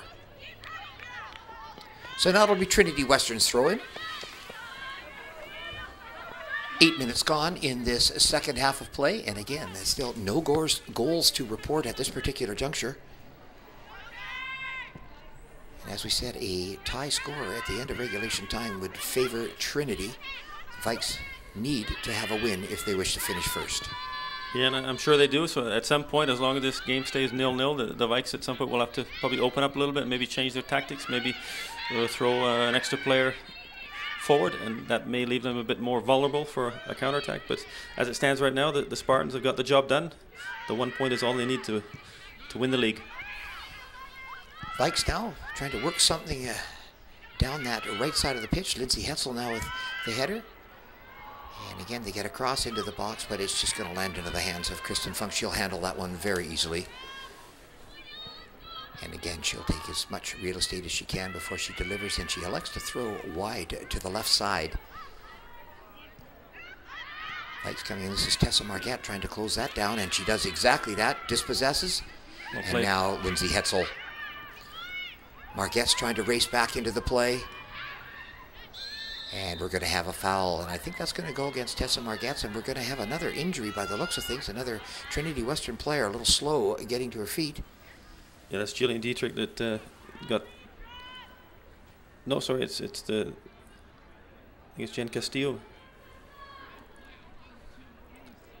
So again, we're going to have another stoppage. No, I'm wrong in both accounts. Sorry, it's Nikki Byrne that got a little bit twisted up there on the challenge. Again, they've called for the trainer, so that Yeah, the Spartans physio getting a good workout.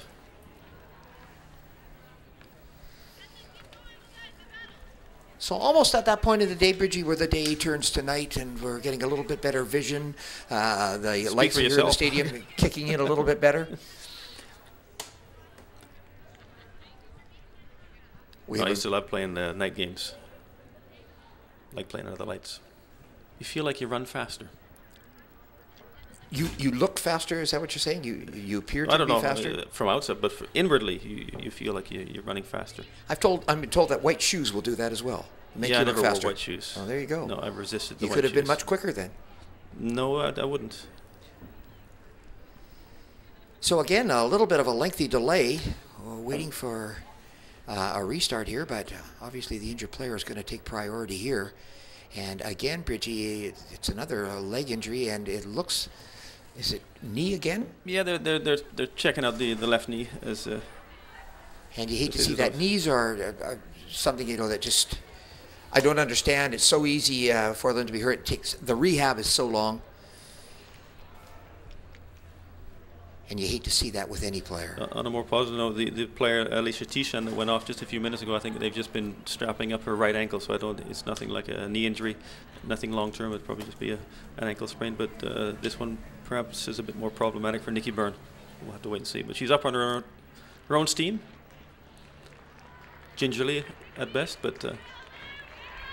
So getting back to the playoff structure now that we've got a little bit more time too, definitely we will see one of the quarterfinals here at Centennial Stadium. The Vikes, obviously, they're going to finish at 1 or 2, so they will be playing the number 7 seeded team, whoever that team will be. And like I say, we're still waiting for some out-of-town results. If they finish first, then they'll play the number 8 and team. If they finish first, they'll play the 8th place team. But nonetheless, they will be the higher seed in either one of those matchups, and therefore they will have the home field advantage.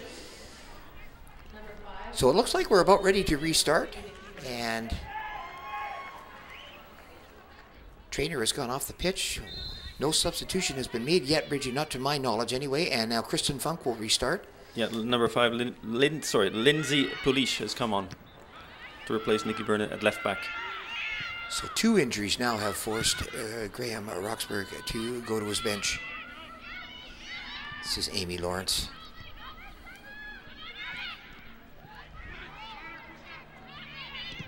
Another shot deflected, and Stephanie Parker had to be very careful with that. Yeah, those are the kind that can kind of cause goalkeepers problems, but she was aggressive and attacked the ball, no problems. This is Lindsay Hetzel, gets a nice turn, and she is knocked down from behind, and the referee is going to allow play to continue as well. And again, that brings a chorus of negative comments from the faithful here at Centennial Stadium. She had a nice turn, but then she sort of slowed up and let the defender come back and tackle her. Once you beat the player, go ahead, go for goal. Again, now the Vikes pressing. This is Emma Gregg, Lindsay Hetzel. And she's brought down in the box, and referee Mark McNally-Dawes is going to point right to the penalty spot. So Lindsay Hetzel obviously making a nuisance of herself there with that defensive core that Trinity Western have, and then she is brought down in the box, and this will be a penalty there's a kick. great turn, and there's the contact. The defender misses the ball, and Hetzel has earned, quite rightly, the penalty. And I think the spot kick will be taken by herself. So a golden opportunity has presented itself to the Vikes, and now the question is, can Lindsay Hetzel cash in? So Lindsay Hetzel going against one of the best keepers in Canada West, Kristen Funk, and we'll see who will prevail. The lineup, and Kristen Funk with the save, guessed right, went the right side. Yeah, and the shot was too much in the middle of the goal, up high where the goalkeepers can save it. You need to shoot the ball more in the corners, lower down. But well done from the keeper. But that's a big chance and a big opportunity gone missing there for the Vikes. And we wonder, as this game progresses, Bridgie, whether that will come back to haunt them. I guarantee it will. Win or lose, it'll. Hetzel now, and that ball just goes. That needed somebody to get on the end of it. right through the goal mouth. Kristen Funk didn't even attempt to touch that and went out the back door, and it'll be a goal kick. So an opportunity for the Vikes and not able to profit from it. And we still have a scoreless line here, 0-0. Trinity now, knowing that they have dodged a bit of a bullet, will try and push the ball forward. This is Tessa Margetts, and we're going to have another foul. And this time, referee Mark McNally-Dawes is going to go, and he's going to have a card issued.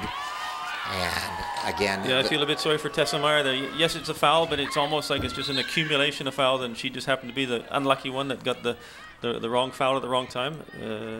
In a sense, I agree with Mark McNally-Dawes. It's time to maybe give out a card and settle things down, but unfortunate for Tessa Meyer.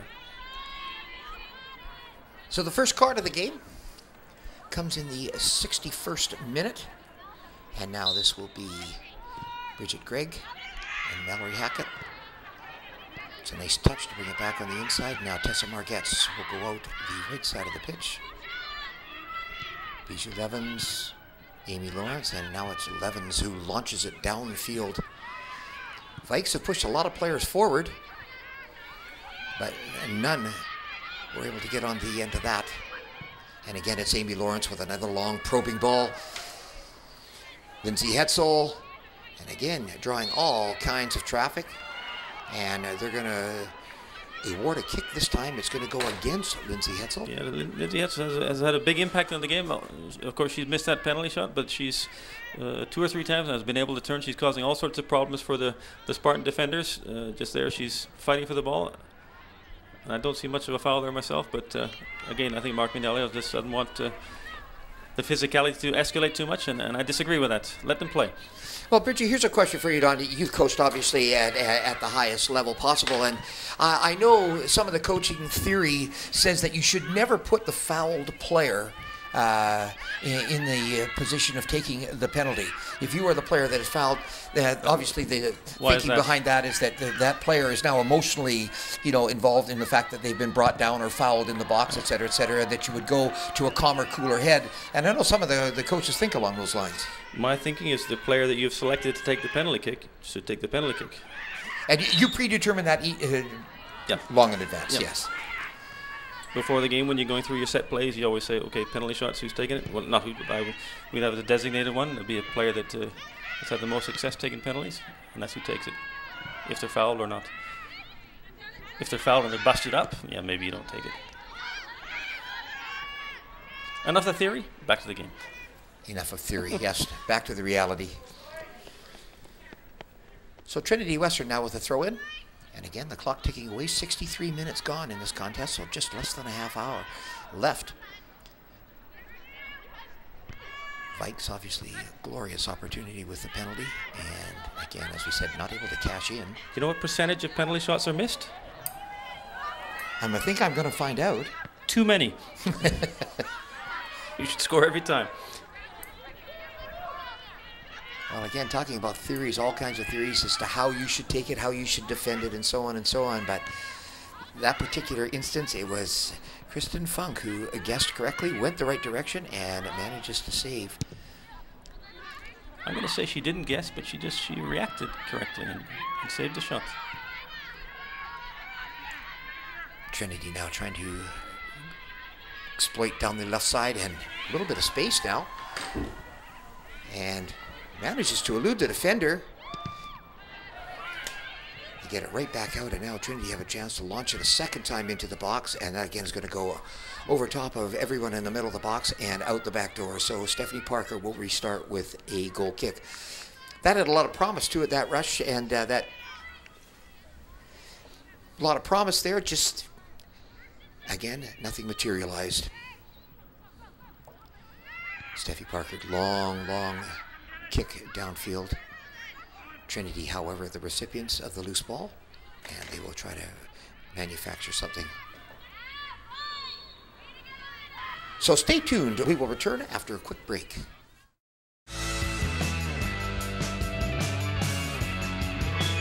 Creating local TV that matters to your community. Shaw TV, your local voice. And we're back. Trinity Western now, beneficiaries of a Vikes foul, and they'll try to launch the ball back into the mix. Opt instead to go down that left side, and again, no room to maneuver there at all.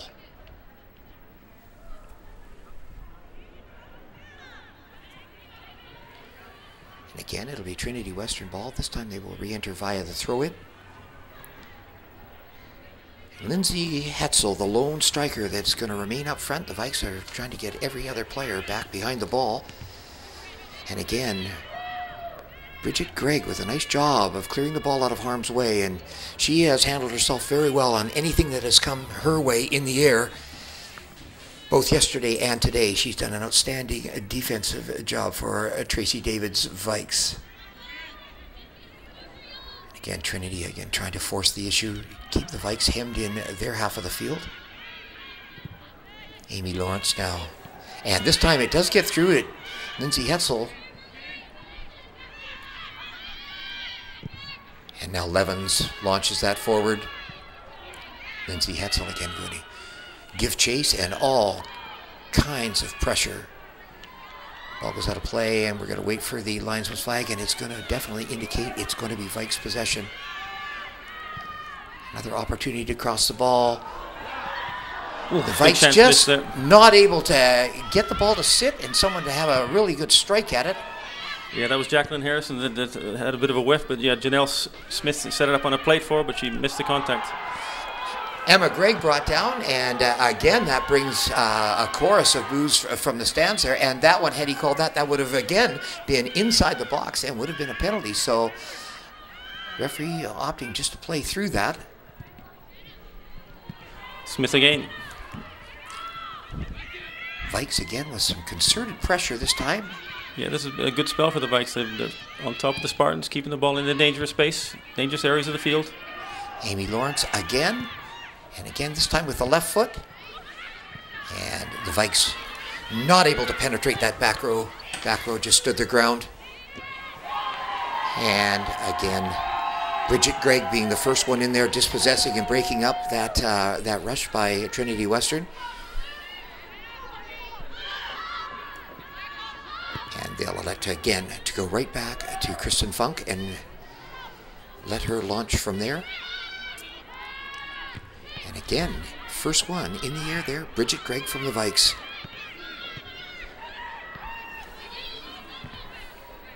Long ball looking for Emma Gregg.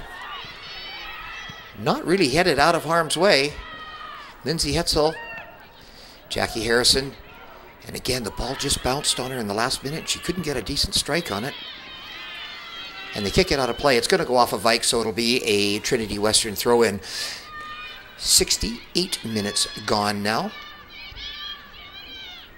Yeah, and the longer this contest goes, again, the more pressure on the Vikes to get that goal that they need to move ahead of the Spartans. They'll need to put more pressure, move more players forward, and that will, as I say, will leave them sometimes more exposed in the back.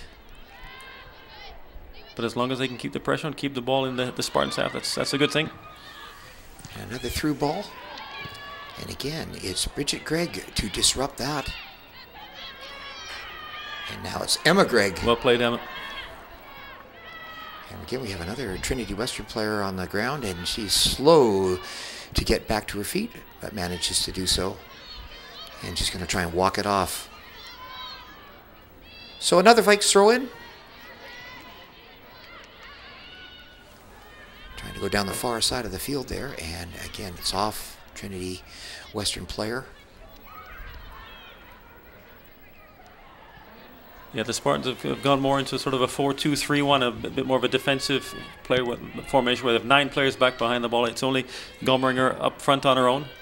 Should be joined by the flank players eventually, but the Spartans definitely getting players behind the ball to hang on to this tie to keep the point that they need to win the title. This little run by Mallory Hackett to try to win the ball there. Both players arriving at approximately the same time, and Mallory Hackett didn't give any ground at all. Good job. Now it's Janelle Smith, and she manages to keep the ball in play, but cannot find Lindsay Hetzel. This is BG Levens now. And Unable to find a blue target out there, and Trinity Western will come right back at the Vikes. Vikes now a little bit of a double team, and it's finally Amy Lawrence with the able to dispossess. So Bridgie, I agree with you. The longer this goes, the more it benefits Trinity Western. As we say, they're okay. They're happy with the tie. The Vikes need the win.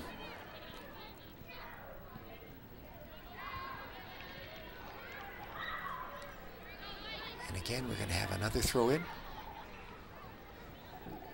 Vikes definitely do not want to concede a goal. No, and I think they want to keep the tempo up as well. Keep the pace up.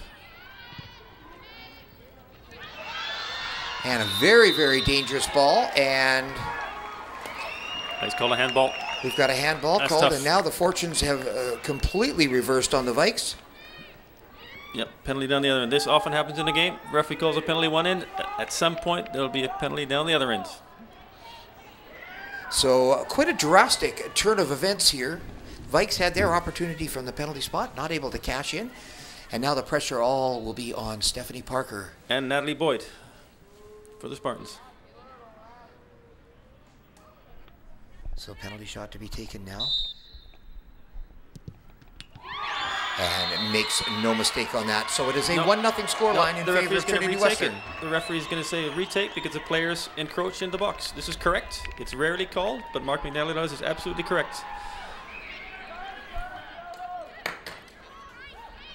So we're going to have a retake. Yep. And Bridgie, I was not looking at the out players there and to see which one did encroach. It's But obviously it was a Trinity Western Yeah, player. but it's pretty close. The replay shows it's very close there. It's correct, but almost never called. Now we'll see if she goes back. And makes no mistake the second time as well. So again, Trinity go up by a score of 1-0 via the penalty kick. And that is exactly what Tracy David did not want to see. So now the Vikes really have got to go. They have got basically just a little under 20 minutes now to get themselves back into this thing. Yeah, draw they need to even, score- and they need to actually, score 2. the Vikes need 2. Another foul called, and again the Vikes will try to launch it forward.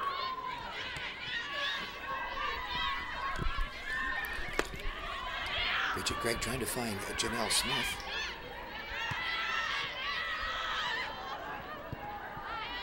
Trinity now will definitely be very deliberate in their play, Bridgie. They'll just try to work the ball very nicely on the ground. And again, eat up as much clock as they can. And they know that the Vikes need to score twice.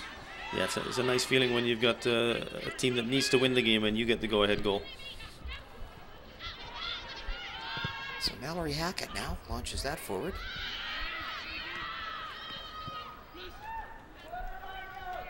Kristen Funk. And Bijou Levens now. One of the 2 center backs along with Bridget Gregg. Emma Gregg.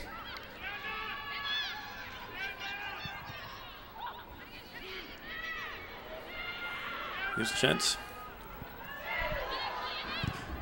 And another shot. Yeah, good turn from Harrison, but a good block from the defender for Trinity Western.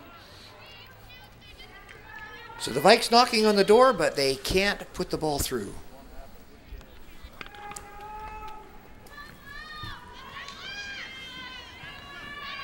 Just a little now, better than 15 minutes left in this contest. A couple of subs coming in now for Trinity Western. Gomringer for sure is going to go out. I'm quite sure that Graham has decided that he doesn't need another goal. He needs some better defensive players, so he's going to bring Gomringer to the sidelines for sure. Yeah, and also the goal scorer, Natalie Boyd, is going off. And trying to catch the numbers of these players. It's number 6 coming on, which is Alessandra Olivero. And the number 3, Stephanie Chin. Janelle Smith cannot get herself free down that left side. And Mallory Hackett will chase this loose ball down. It'll touch back to Stephanie Parker. And the Vikes will have to build from the back. Launch the ball forward. And Jackie Harrison now gets the ball out wide right. trying to put the ball right back into the middle. Tessa Margetts steps in. And now they go all the way back to Bridget Gregg, and right across the back row here, this is Mallory Hackett.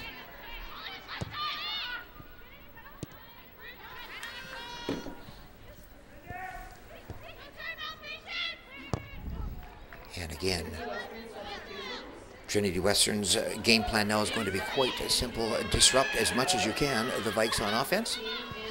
Emma Gregg put the ball that time behind Jackie Harrison and easily picked off. This is Bijou Levens now chasing down that loose ball. And now Amy Lawrence and Levens combine.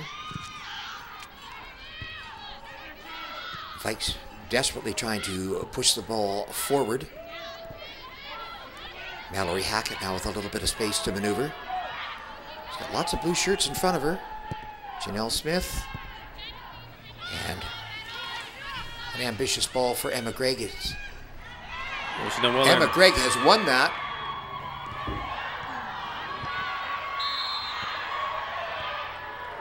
And we're going to have a foul called, I believe. Oh, he's called an offside that the assistant didn't call. That pass that came back to Gregg, she was in an offside position.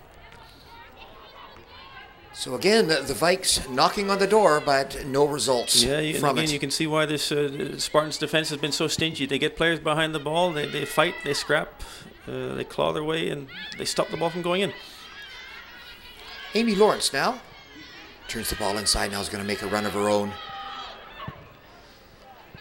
Goes right across the pitch to Janelle Smith, and unfortunately again the ball hit behind her.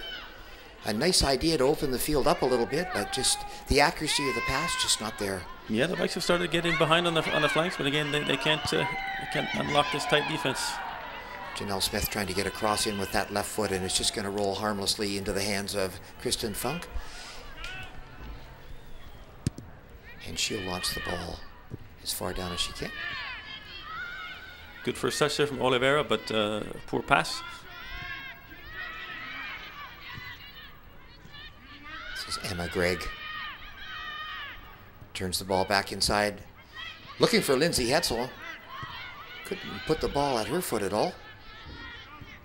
So again, Trinity Western disrupting and able to eat up Mark Locke as it goes. And now a through ball, and we're definitely going to have an offside there. So they'll come back level with the linesman, and we'll restart play very quickly. The Vikes certainly do not want to waste a lot of time here. Yeah, that was a close call again. Mallory Hackett stepped up, but the center back, I believe it was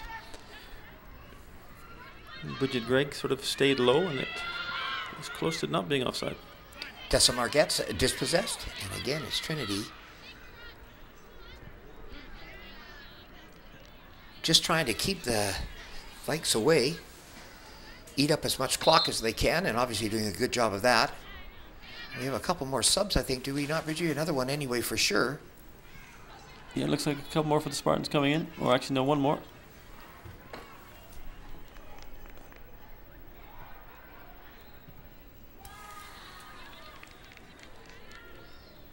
Coming out is number 11, Jessica King, and coming on is number 17, Caitlin Haynes. So now we're set to restart. It will be a Trinity Western throw-in.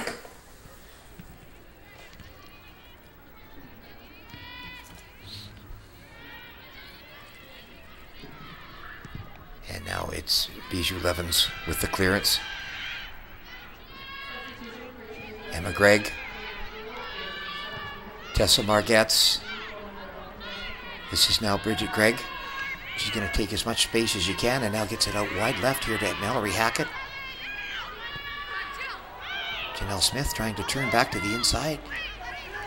Had a good job. You see the Spartans getting the numbers, 9, 10 players back behind the ball. It's been very difficult for the Vikes to break this down. It's going to be even tougher in these last 10 to 12 minutes. And again, remember, they need to get 2 goals if they're going to try and get that first place spot and wrest it away from the Spartans. Mallory Hackett finds Bridget Gregg. And now Mallory Hackett. It's a ball into the mix there. Unfortunately, the only people there were Trinity Western players. No blue shirt around.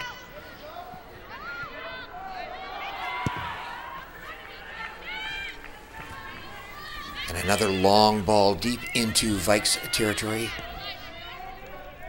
Kind that just eat the clock up, and the Vikes are going to have to work the ball from very deep in their own half of the field. Mallory Hackett launching forward. Trinity Western now will go back, try to control a little bit, and now reverse the field.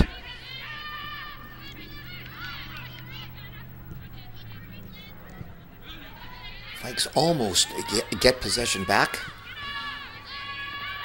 And they will go all the way back to Kristen Funk. Her long kick, and the Vikes will take over from here. This is Amy Lawrence. Yeah, I'd like to see the Vikes fullbacks pushing forward a bit more. They need to gamble a bit and push numbers forward. Hackett and Lawrence can push forward. Leave the two centre backs 2 against 1. The Spartans only have one player really up front, so why not push both your fullbacks further forward? Having said that, maybe Tracy Davis has been listening. She's going to make a change, and one of the centre backs is coming off. That's Bridget Gregg coming off. I can't quite make out the number of who's replaced her, but it's definitely a player that's moving up front. Oh, it's Sarah Douglas. It's Sarah Douglas. So she has returned to the mix. Yes, of a forward for a defender. Smart move. Get more offensive punch.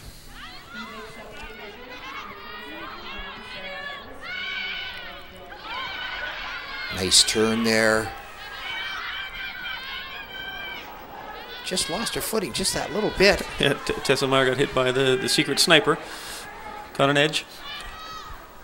Mallory Hackett having to come over and clean that up a little bit. But again, Trinity forcing the issue and forcing the Vikes back into their territory. And as we've commented often, Bridgie, your best defense is a good offense. Yeah, just keeping down the other team's end. Not many goals scored from 90 meters away. So 8 minutes of regulation time left in this contest. Trinity up 1-0 by virtue of a penalty kick on a handball in the box. Vikes had a penalty, not able to cash in. And now Trinity looked like they had an opportunity there. A nice move, but the ball had gone out of play on the sidelines. Yeah, terrific little dribble from D'Annunzio, but the ball had gone out. Vikes again will keep possession. This is Amy Lawrence. Jackie Harrison with the flick on. Intended to try and find Lindsay Hetzel. And again, the Vikes sent back deep into their territory. Sarah Douglas. Bridget Gregg.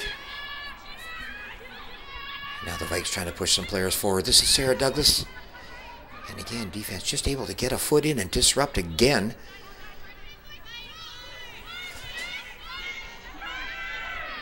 Lindsay Hetzel now with a chance to put one into the box. Very good cross. Janelle Smith, the only one there to try to head that in, and she's the smallest player in the box at that particular point. She's in the right place, but she's the wrong height. And Kristen Funk just elects just to kick that out of harm's way and kick it right off the side of the field. And the Vikes will have to try and build up again from midfield. This is Mallory Hackett. I'd still like to see Hackett push forward even more, stay higher. Sarah Douglas now, and this is Janelle Smith. And Janelle Smith not able to find any room to operate. It'll still stay Vikes possession. The ball girl's working hard. Tessa Margetts, and no one there to go at that as it goes right across the goal mouth, out the far end, and it'll be a goal kick. So the Vikes definitely trying to force the issue. Trinity doing a nice job of standing up and defending very well in the back row, and obviously not allowing a lot of shots, a lot of block shots. Yeah, there's been no goal chance. I mean, all of this territorial advantage the Vikes have had, the possession, the balls in the box, but still no goal chance, and that's the mark of a good defensive team. Deny goal-scoring chances. Margetts now. Intended for Sarah Douglas. And Amy Lawrence. Sarah Douglas. And again, getting a foot in just to disrupt. And now finding a cross does get into the box. But no blue shirt able to get on the end of that one either, Bridgie. Vikes certainly given a gallant effort. Being frustrated a little bit by this defense of Trinity Western. And what a clever move by Amy Lawrence. And now she manages to go by another player. Mallory Hackett has a chance to put the ball right back inside Jackie Harrison, the intended target. But again, Trinity Western's defense holds true. And again, another Vike player tripped and goes to the ground, and no call from the referee. They're going to allow play just to continue. Amy Lawrence. Sarah Douglas.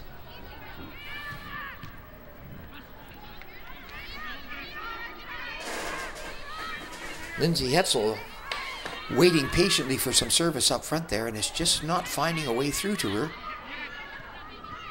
And the Vikes now have to go all the way back and regroup at the back end. And now Mallory Hackett. This is a much better ball, and Jackie Harrison trying to bring the ball down so she can get a chance to strike it. And it was a great run and a very precise pass, but her first touch let her down and she couldn't turn in the box. And how quickly Trinity closed that opportunity down as well. Yeah. And again, you see the ball's into Harrison's feet, but they got 4 players right around her. There's no chance for a shot there.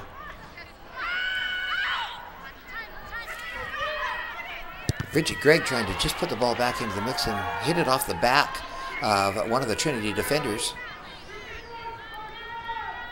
And again, another opportunity that looked promising, and just no chance given by the Trinity Western defense.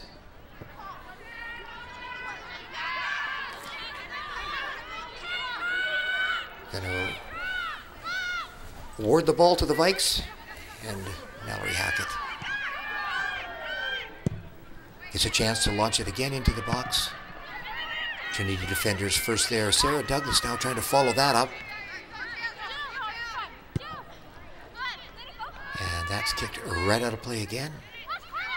The Vikes very desperate now, trying to get at least a 1 back, but they really, in fact, need 2. So down to less than 3 minutes of regulation time, and the fortunes of the Vikes ticking away on that clock, Bridgie.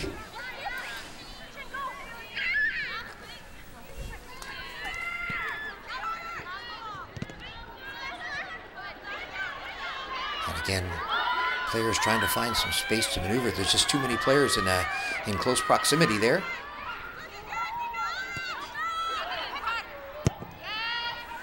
And defenders just launch it down.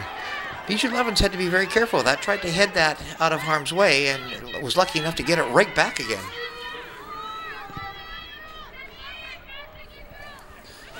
Jackie Harrison, and the first one to that, Kristen Funk.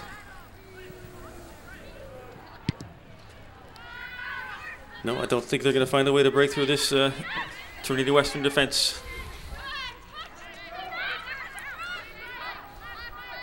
As we were saying last night, when you're up a goal, the clock goes very slowly, and for the Vikes, I'm sure right now the clock is ticking so fast because they're trying to get those goals back, and not able to do it. There's a chance.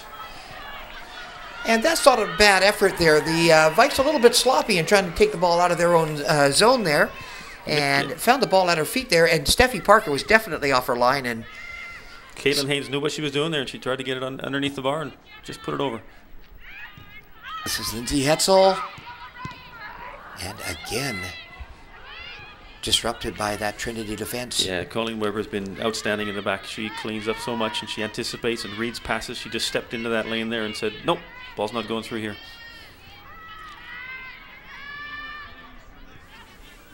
Vikes again trying to get some pressure on that Trinity goal. This is Bijou Levens. Pardon me, that was Bridget Gregg on that particular one. Janelle Smith now. And intended for Lindsay Hetzel. But right now, it is all Trinity. Disrupting the Vikes at every opportunity. Janelle Smith. And Mallory Hackett again with that long cross into the box. This is Jackie Harrison, and again, got the ball at her feet. And how quickly Trinity Western closed down that opportunity, and now they're just going to kick it right out of harm's way. Some nice pressure by the Vikes, but again, they come up empty. Yeah, not only good defensive positioning and anticipation, but also brave challenges from the Spartans in the back there. That's a tough back four. They attack and challenge for everything in there. So we have an injured Vike, but not one that's going to warrant any kind of lengthy stoppage in play here. And referee has signaled to move on. Janelle Smith. And at this time, Mallory Hackett not able to get across into the mix there for someone to get on the end of that. One of the few times that she has mishit the ball. Yeah. She's generally been very accurate with her service into the box. But not that time. Kristen Funk now. Amy Lawrence will step up very quickly. And again, just that one pass that just can't make it through.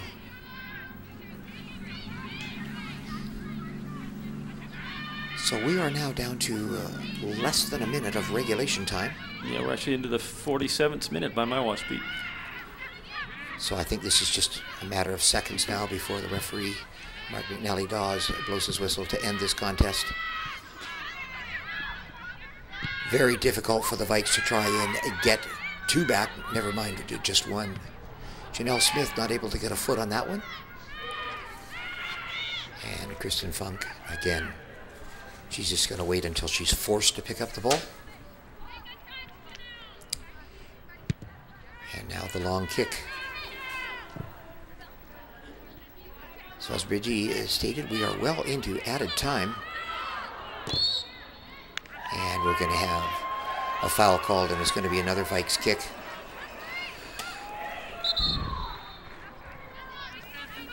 And believe it or not, Bridgie, we are going to have a substitution. Yeah, the old last minute sub, it eats up the clock a little bit. We refer to that, don't we, as gamesmanship? I call it smart coaching. Jessica King coming on to eat up some clock. Kristen Santema, I believe, number 16, is going off.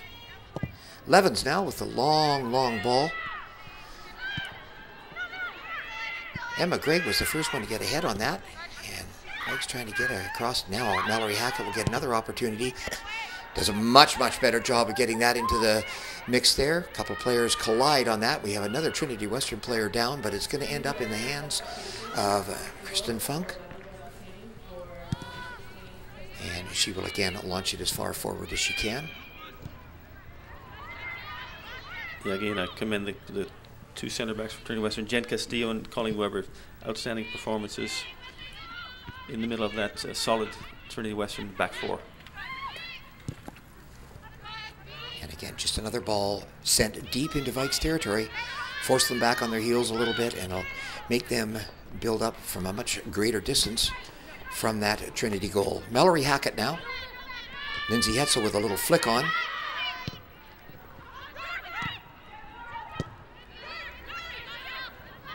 And that's going to again go out of play, and again it'll be a Vikes throw-in. I think this is a question, Bridgie, of repeat as required. Yeah, and you start to see just fatigue getting into the players. I mean, some tired legs. Again, for both these teams, their second game in less than 24 hours. And again, the tempo of this game has been very high. The stakes have been very high, and just full marks to both teams for the effort. Janelle Smith with an opportunity to get one into the box, and again cleared by that Trinity defense. And a fair bit of added time here, Bridgie. Yeah, remember there's been a couple of injuries. We're into the 50th minute, so into the 5th minute of added on time. And the Vikes, I think, will get the last corner, and that should be the last chapter for this book. So So Lindsay Hetzel is going to come over and do the honors now, and they're waiting to have the ball retrieved. And of course, precious seconds ticking away as well. The Vikes have committed every player, every field player into the box. Send Stephanie Parker up there as well. Jackie Harrison was the first one to it, got ahead on it, directed it towards the goal, but to no avail, and there's the final whistle. So the Vikes do not get it done this evening. They lose by a score of 1-0, a goal by Trinity from the penalty spot, and that will basically answer the question that we had at the beginning of the day, Bridgie. Who was going to finish number 1? Who was going to finish number 2? And we know that answer now. And there you see the Spartans celebrating because they will get the home field advantage right through the Canada West playoffs as long as they keep winning. And I'm going to make a prediction here, Pete. I think these will be the 2 Canada West teams that you will see at the national championships here in 3 weeks' time. I agree with you. They are definitely 2 of the better teams. But again, you have to win your way to the national championships. And the Vikes, of course, are in, but they would like to win their way through it anyway. But you have to feel for the Vikes in today's game. That was an unfortunate turn of events there. They had an opportunity to put one away from the penalty spot, couldn't cash in, and then turn around and have the very same fate befall them at the other end of the pitch, and no mistake made. 1-0 Trinity Western. So there you have it. The Canada West League Championship will sit obviously with Trinity Western, and again they will host as long as they stay in the playdown situation. So they will definitely host a quarterfinal game next weekend, as will the Vikes, and then we'll have all 4 teams go to the remaining team with the highest seed. So lots of playoff action still to come, and of course we're looking forward to the national championship here November 8th through November 11th. So, Bridgie, any closing comments before we sign off here? No, just a good battle. For me, a much better quality game than we saw last night's. I'm very much impressed by this Trinity Western team. And again, when I talked with Graham Roxburgh before the game, he mentioned in particular that their back four that was very strong. And I have to agree, they were the difference in this game, as was the goalkeeper, Funk. She made that fantastic save in the first half and then, of course, saved the penalty. So for me, she's the match winner. But overall, a terrific game of soccer, and just unfortunate the Vikes on the wrong end of the scoreline. But they'll be back next week in the playoffs. So there you have it, 1-0 Trinity Western in the final league home game for the Vikes, and so we're off to the playoff situation. So again, we're going to sign off here by saying thank you for joining us on our telecast this evening. So on behalf of myself, Peter Songhurst, and for my partner here, Mr. Ian Bridge, we would like to say that it's been our pleasure to bring you this telecast this evening, and hopefully you will join us for some subsequent playoff action. So right now we're going to sign off and say good evening here from Centennial Stadium at the University of Victoria.